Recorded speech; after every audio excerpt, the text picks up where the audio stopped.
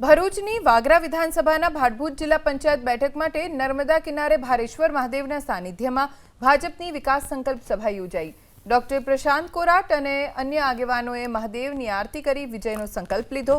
સભાને સંબોધતા પ્રશાંત કોરાટે કહ્યું કે ગુજરાતમાં ચૂંટણી પહેલા જ ભાજપે 700થી વધુ બેઠકો બિનહરીફ જીતી, જે દર્શાવે છે કે વિરોધ પક્ષો પાસે હવે ઉમેદવારો જ નથી।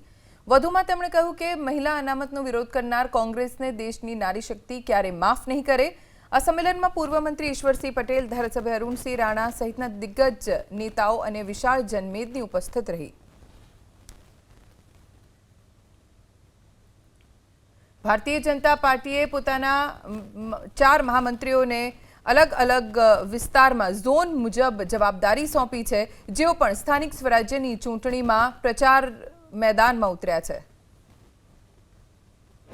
અને ગુજરાતના લોકોએ છેલ્લા 30 વર્ષથી ભારતીય જનતા પાર્ટીને પ્રેમ આપ્યો છે, મત આપ્યા છે અને સામે સરકારે પણ લોકોને સરકારની યોજનાનો લાભ પહોંચે, છેવાડાના લોકો, ગરીબ લોકો, પછાત લોકો બધા સુધી સરકારની મહત્તમ યોજનાનો લાભ પહોંચે પ્રકારની વ્યવસ્થા ઊભી કરી।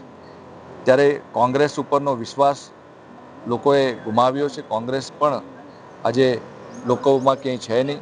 ભારતીય જનતા પાર્ટીના ઉમેદવારો પર વિશ્વાસ છે, અમારા શ્રેષ્ઠ નેતૃત્વ ઉપર વિશ્વાસ છે અને જે રીતે પરમ દિવસે એક ગુજરાત કેન્દ્રની અંદર જે ઘટના બની છે, દેશની અંદર દેશના યશસ્વી પ્રધાનમંત્રીએ જ્યારે મહિલાઓને સન્માન આપવાનું જે કામ કર્યું છે, નારી શક્તિ વંદન અધિનિયમ જે બિલ પસાર થઈ ગયું છે, એમાં સંશોધન કરીને 2029ની અંદર લોકસભાની અંદર 33% અનામત બહેનોને એ પ્રકારે સંશોધિત બિલ હતું, એ કોંગ્રેસે પારિત ન થવા દીધું। ત્યારે ગુજરાત અને દેશની મહિલાઓ ક્યારેય કોંગ્રેસને માફ નહીં કરે।